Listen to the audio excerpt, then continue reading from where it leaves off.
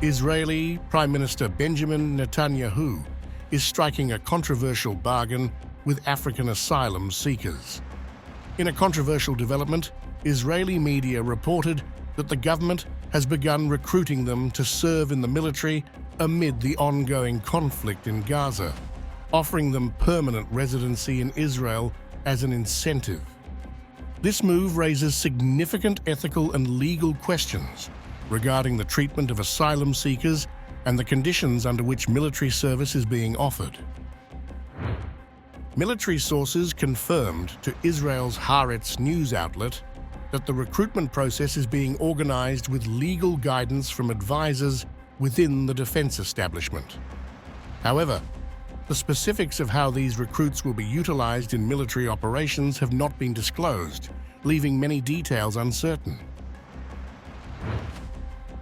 As of 2020, approximately 30,000 asylum seekers from Sudan and Eritrea reside in Israel, yet fewer than 1% of their asylum claims have been approved, according to Shira Abo, Director of Public Policy at the Hotline for Refugees and Migrants, Israel's leading refugee advocacy organization. Under the UN's 1951 Refugee Convention, a refugee is defined as someone who cannot return to their home country due to a well-founded fear of being persecuted. In contrast, an asylum seeker is someone still awaiting that recognition, often trapped in a state of legal limbo. Abo highlighted the prolonged uncertainty faced by many asylum seekers whose claims can remain pending for 5 to 10 years or longer. This precarious situation has been exacerbated by the recent escalation of conflict between Israel and Hamas, which began following the deadly attacks on October 7th, resulting in the deaths of over 1,100 individuals, including 3 asylum seekers. In the aftermath, many asylum seekers volunteered for civilian roles in emergency services and agricultural work, seeking to solidify their legal status. It was during this period that military officials recognized an opportunity to leverage their eagerness for legitimacy. The Hotline for Refugees and Migrants has expressed concerns about the lack of transparency in the recruitment process. While rumors have circulated regarding the potential benefits of military service, the organization has yet to confirm any instances where such promises have been fulfilled.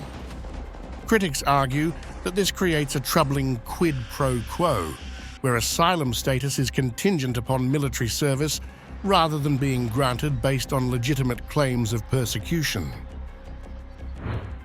Many observers have raised alarms over the potential exploitation of vulnerable individuals who fled their home countries in search of safety. The little information we have is alarming, Abo stated. Rights should come before obligations.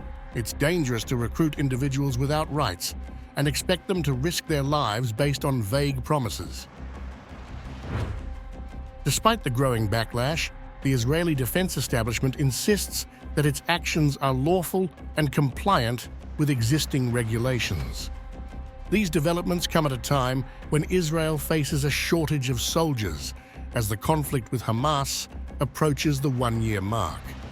In June, the Israeli Supreme Court ruled that ultra-Orthodox Jews, historically exempt from military service, would now be required to serve, complicating the dynamics of military recruitment.